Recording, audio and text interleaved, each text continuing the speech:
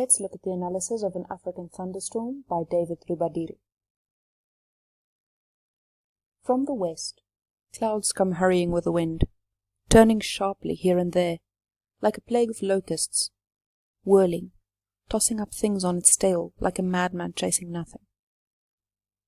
Pregnant clouds ride stately on its back, gathering to perch on hills like dark sinister wings.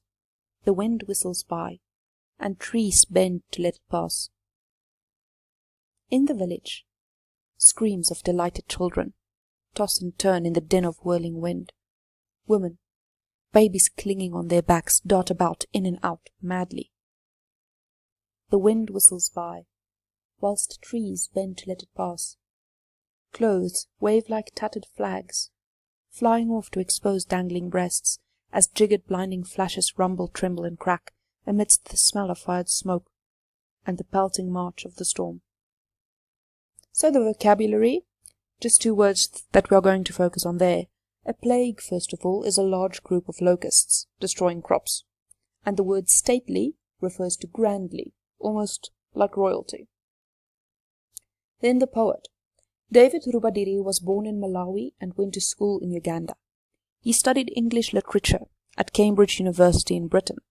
He was an activist, fighting and speaking out against oppression whenever and wherever he saw it. The summary. The poem describes the energy and excitement of a storm. In the first two stanzas, the poet focuses on the effects of the natural elements of the storm. We see the winds and the clouds and the trees as the storm approaches. Then in the last stanza, the poet moves his focus to the people and the impact the storm has on them. The storm intensifies. The natural elements are dramatic and terrifying, and the effect is powerful and destructive. Then the type and form. The poem consists of 3 stanzas and is written in free verse. This gives the poet freedom to use words in a way that takes the form of the storm itself, so it can be unpredictable. The first 2 stanzas are short.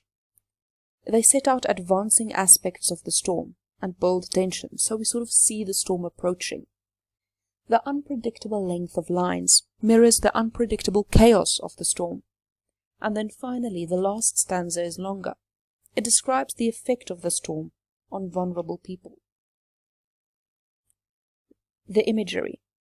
In stanza 1, the images are frightening. We see plagues of locusts, which suggests destruction, as locusts can destroy crops. The wind is compared to a powerful animal tossing things up on its tail, almost like a monster. This reinforces the animalistic savagery of the storm. The wind is also compared to a madman. It is unpredictable. In stanza 2, the clouds are personified as being pregnant and riding stately like queens. The clouds gather like a group, and this suggests power. In line 13, the simile compares clouds to frightening birds of prey with dark, sinister wings. We also see the wind meets no resistance, which heightens its power. Now I'm going to quickly pause there. More than once the poet says, the wind whistles by while trees bend to let it pass. And this refers to the lack of resistance when it came to colonization. Now I don't want you to sit and go, okay, so people allowed colonization, they were weak. They were not. People were clever when they allowed colonization, because if you are looking down the barrel of a gun, resisting is going to end in nothing but death. So that's what the poet saw too. He saw the lack of resistance as a means of survival. Then in stanza 3, the storm's climax, we see the chaos and destruction on humans. Initially, the storm is fun. The delighted children are contrasted with the uncertainty of women who dart in and out. In line 27, there is an image of loss. The storm is powerful and ruthless. And then in the last line, the storm is compared to an army, and we see that it is a destructive force. The diction in the poem. This poem is all about physical action, and the choice of verbs builds the storm. The verbs relate to movement, mostly in present continuous tense, to show that it is happening now. In stanza 2, the verbs are descriptive. We see it happening. And then in stanza 3, short verbs are used. The repetition of words emphasizes the power of the wind. The wind whistles by while trees bend to let it pass. It cannot be stopped. The storm is also described as a madman or as madly, showing us that this storm is irrational and unpredictable. The children scream, babies cling, women dart, and these are images of those who are helpless against the force of the storm. The tone and mood of the poem. The tone is ominous, uneasy, and uncomfortable. Even though the poet describes a storm, there's sort of eerie, something's up feeling. And the tone contributes to the idea that the storm is a metaphor. It symbolizes destruction and taking everything. Then the short lines create a mood of chaos and devastation. The theme of the poem. On a literal level, the poem refers to the chaos and destruction of a storm, an actual physical storm with rain, and the helplessness of the people in its path.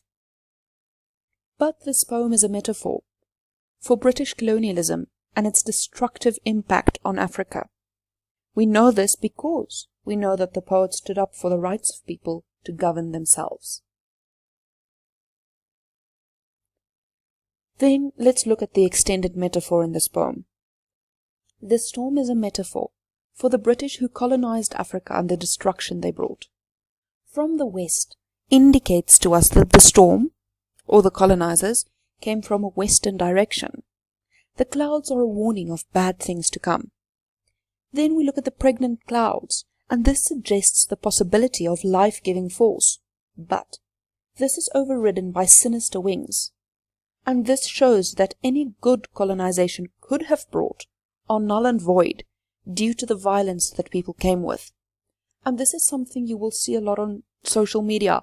When people speak out against colonization, they are met with, but aren't you using technology brought from the West? Aren't you using the internet that is here because of colonization? People will have a lot of opinions about it. But at the end of the day, all that good is overridden by the fact that this came with death. This came with killing people senselessly. Then the women dart about in and out, suggesting the fear that people must have felt. The harsh sounds here underline the fear and devastation. The words rumble, tremble, and crack is an example of onomatopoeia. This can refer to the sound of thunder or the sound of guns, and this is reinforced by the smell of fired smoke. Finally, the pelting march of the storm also gives the connotation of soldiers and war. So on one hand, this poem just explains and describes an actual thunderstorm and the people rushing inside, because as you know, when there's a thunderstorm outside, we tend to go in. But on a deeper level, there's a far more sinister meaning to it, and the poem describes the horrific effects and the destruction brought by the British when they colonized Africa.